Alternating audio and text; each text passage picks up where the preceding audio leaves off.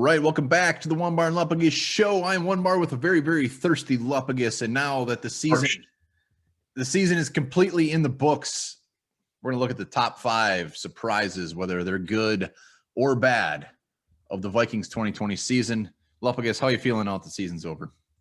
Relieved, feel some regret, feel some sadness. It is what it is. It was a weird season. Thank God we were able to play all 16 games. But yeah, there were some things that were very, very surprising that we learned this year. And like you said, some were good, some were bad. Some we just did not see coming. You'll never see me coming. Wow. All right. Well, let's just get right into this. So we're going to start off on a high note. We're going to start off with some positivity here. Top 5 surprises for the Vikings in 2020. Let's start off with our shiny rookie wide receiver, Justin Jefferson. I think everybody was pretty damn excited when we drafted him. Expectations were high, but I don't think anybody thought this. I will say Courtney Cronin from ESPN did tweet out before the season that she expected a Randy Moss type rookie season. Well done. That's off to her because I didn't expect that. Well, yeah, and I call her CC. We go way back. But, Randy Moss like numbers, but not to top him. No one saw Justin Jefferson being as good as he was so soon in his career. Everybody hoped he would show signs that he could be that good. I think I put him on 700 yards, maybe 6 touchdowns on the year. But this guy, he's not a one-trick pony. He does things. He's an excellent route runner. He's tough. He'll make catches with guys draped all over him. He'll go high point the ball. He can do a little shimmy, a little shake, create extra yards. Thank you for showing that perfect demonstration. Thank you. He can beat guys in so many different ways, and he's full of energy. He's full of fun. He's brought a whole new upbeat life. Like we said in the post-game wrap-up video, his gritty took over the NFL. Everybody's doing it. It doesn't matter if it's a 300-pound defensive lineman picking up a touchdown, just bounces to him. He's doing the gritty or doing it after a sack. Love seeing that kind of energy. Let's love just what he brings to this Minnesota Vikings team. Yeah. And Vikings haven't been overly blessed with first-round rookie wide receivers. We don't need to go into that because we know exactly who I'm talking about. So even before the season began, I think I said, maybe this guy gets 50 catches, 700 yards, whatever. He ends with 88 receptions, 1,400 yards, 7 touchdowns. I think it's fair to say he's one of the top wide receivers in the league. Well, and he's one of the best rookie wide receivers to ever play in the NFL. Yeah. I mean, he's set records. He's a historic player. That's what he accomplished. So you can't deny it. It is what it is. The numbers show it. So Justin Jefferson had a historic rookie season, and no one saw that coming. Yeah, best part is sky's the limit. Very young, very mature. If you watch the post game after the Lions where they're talking about the rookie record, the guy's choking up, saying how much it means to him. You can tell he lives and dies football. I cannot wait to see what he brings in the second year. So that was absolutely a surprise, a pleasant surprise, and very exciting in a season that didn't bring much excitement. No, I agree. What's number 2? I can't wait. Number 2, we're gonna, we started off positive. This one ain't positive, not at all. It's just the ginormous drop off as far as where this Minnesota Vikings defense is. We had some issues with injuries. Michael Pierce, our big free agency signing, opting out, but even that with Mike Zimmer as your head coach, the fact that how much this fell off, nobody can say this was not a surprise. Well, and to me, the biggest surprise was just the lack of a pass rush. I know losing Daniel Hunter was huge, but Zimmer couldn't generate anything using his other guys. Fidio Denabo coming off a nice breakout of the season last year, really fell flat. I think he had 3.5 sacks, something like that. DJ Wam, the rookie, who's not expected to be that impactful as a rookie. He had 3 sacks. He flashed a little bit, but, give him more opportunities down the stretch. He couldn't really hit home anymore. Just quarterbacks had way too much time in the pocket. You just don't see this from a Mike Zimmer defense, allowing quarterbacks to sit there and pick you apart. And I think that had a trickle-down effect. That factored in with the injuries that hit the linebacking core was huge. And they were already rolling the dice going with a young cornerback group, so that was always going to be an issue. And it really bit him in the ass this year. These guys, you got to like where they are now, but getting there, it was kind of brutal to watch at times.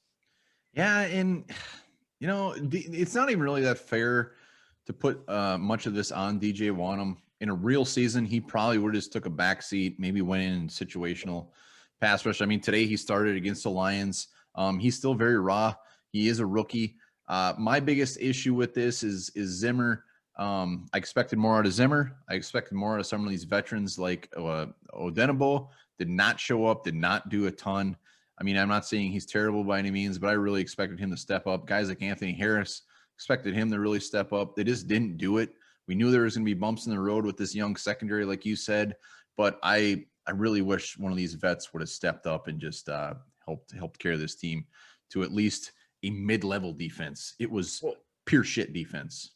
I think Zimmer tried. I mean, you've seen Harrison Smith coming in on blitzes. You've seen a couple corner blitzes. He tried to generate some pressure, but it just wasn't working. Just the talent wasn't there to do it consistently, and that really killed this defense.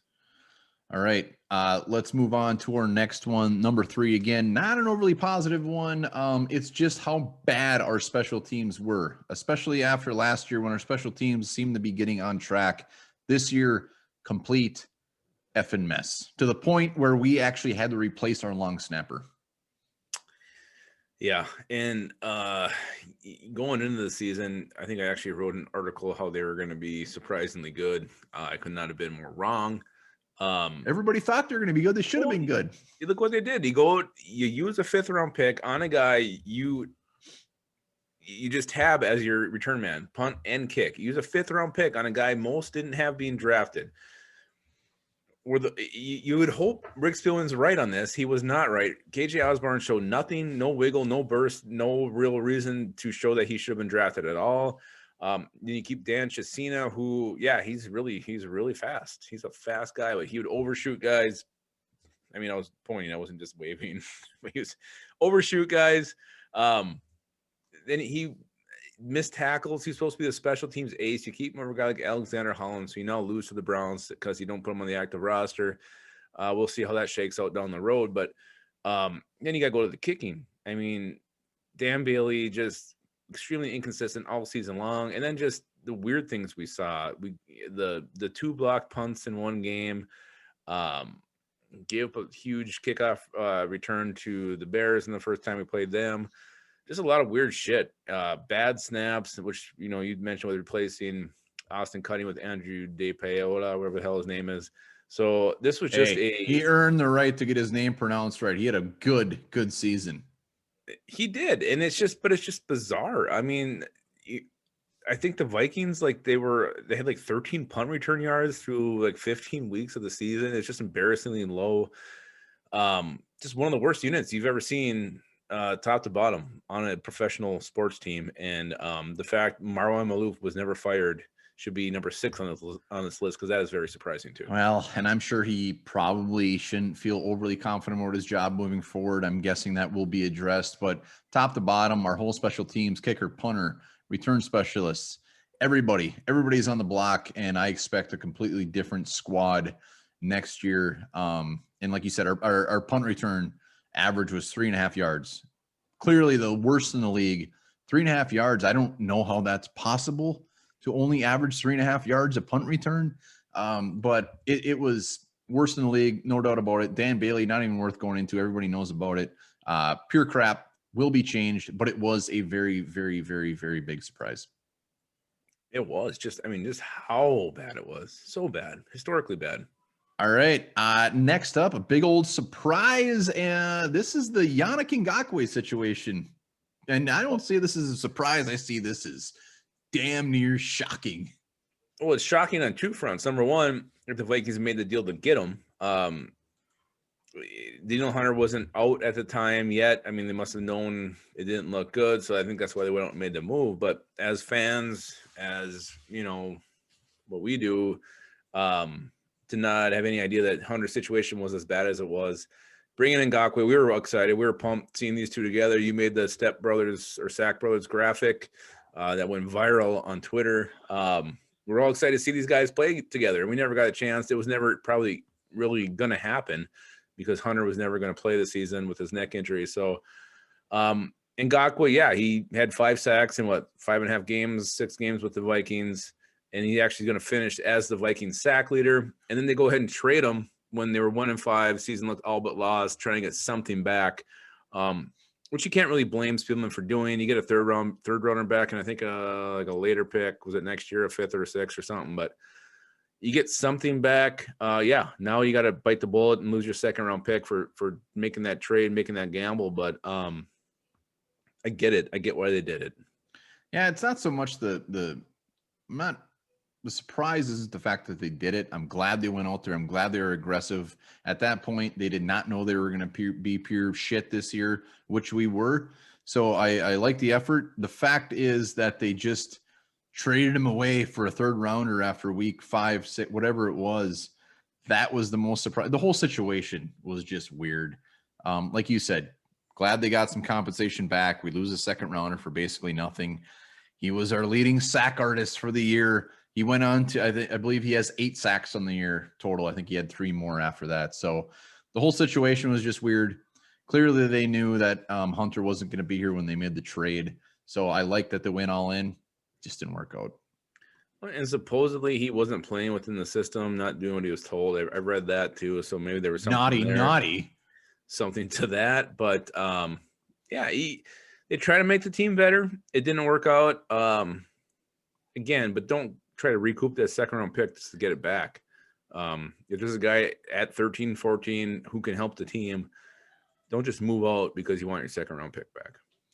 All right, final surprising move of 2020, and we're going to end on a good note here. Riley Reef, holy shit, nobody saw this coming. The best season he probably has had in his career, and it is not a short career. He's been around for quite a while. Riley Reef, unfortunately, we did not get to see him in the final week. I believe it even cost him $1 million in bonus, which blows ass. But over 1,000 snaps played, gave up 1 sack, and had 1 penalty.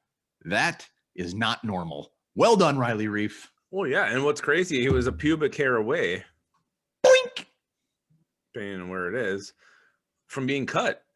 He was almost not on this team to be arguably the team's best offensive lineman. I think he was the best offensive lineman this year. And who saw this coming? I mean, how good he was locking down elite pass rushers game in, game out. Giving Kirk Cousins time. He didn't really worry about his left side very often. Reef stepped up, and it makes you wonder now what happens in the future. Do they let him ride this contract out, pay him what I think it's like $13 million or something he's due next year, unless that was part of the restructure. I don't remember how it was worked, but either way, if they hang on to them, it's going to cost them some money. But if you are making one last push with Zim as your head coach, Kirk Cousins as your quarterback, you might just want to hang on to Riley Reef at left tackle and make sure his blind side is protected. Yeah, Riley Reef, after that restructure, whether that lit a fire up his ass, whatever it did, he's under contract for one more year with the Vikings. He's going to make almost $14 million with that. But if he plays like the way he did, that is well worth the $14 million. Find a left tackle that gives up 1 sack and is as dominant as he was. Hell yes. And yeah, we got Ezra Cleveland waiting in the wings. Who cares? Play him at guard again another year. He played well. So Riley Reef, man, I mean, I couldn't imagine this team, as bad as they were, to have a unstable left tackle. So hell of a surprise. Well, they look a lot like they did today against the Lions with Rashad Hill out there. Yeah, it's a little bit horrifying, a little bit scary, but yeah, Riley Reef, God, well done. You said it. Came to play. Like maybe it was that whole restructuring. He was pissed off, wanted to prove the Vikings how good he was, and yeah, it was great to see. All right, well, those are our 5 surprises for the 2020 season. Let us know down in the comments what your surprise was, even if it is not even football related. Like your biggest surprise of your life? Anything. Love to see some surprises down there. I had a friend of mine who was surprised to find out that guys don't really have 3 testicles. Yeah. Well, he sounds like he was homeschooled. He wasn't, but he didn't know this. He didn't know that dogs can detect when people are untrustworthy and will stop listening and taking orders from a person if they prove to be unreliable. Good old